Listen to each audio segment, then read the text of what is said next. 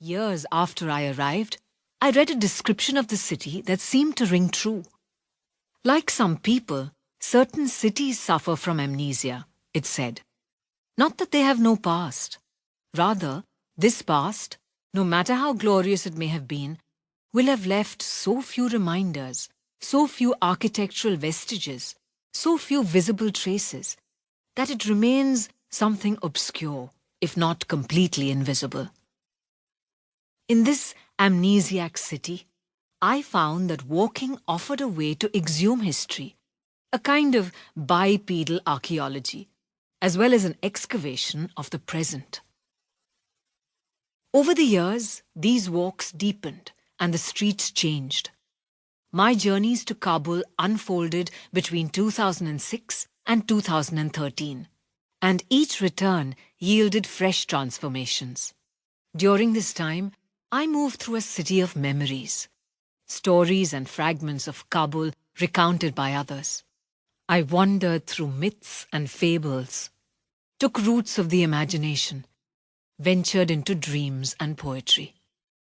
Like vast bridges, they connected different eras and places. In these wanderings, I found a city of hidden abundance.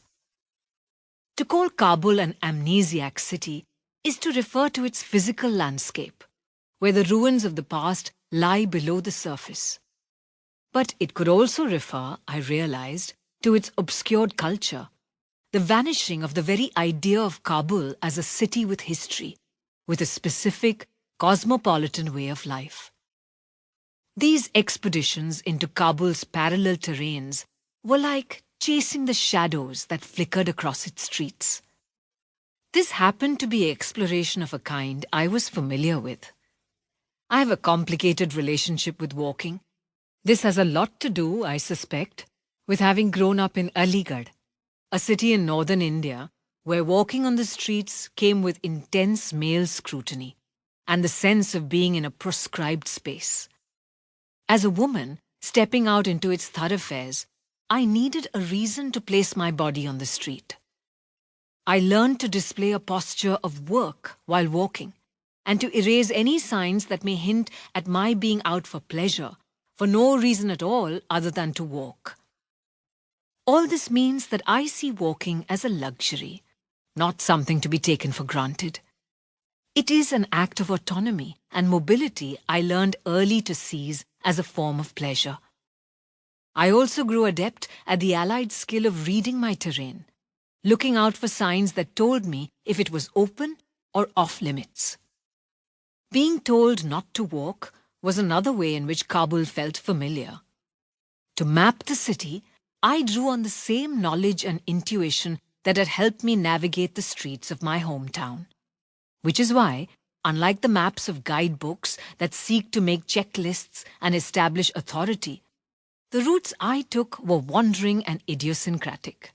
They were not trajectories of efficiency leading to a predetermined destination, nor were they maps of authority or delineation offering control or explanation. These were routes of discovery, maps of being lost. To be lost is a way to see a place afresh, a way to reimagine a terrain that feels known. To be lost in Kabul is to find it, as a place of richness and possibility. Exploring Kabul, I found, required the same principles that help in the reading of mystical Persian poetry, in the relationship between the zahir or the overt and the batin, the hidden or implied. This works on the tacit understanding that what is being said is an allegory for what is meant or intended.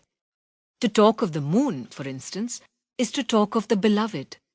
To talk of clouds across the moon is to talk of the pain of separated lovers. To talk of walls is to speak of exile.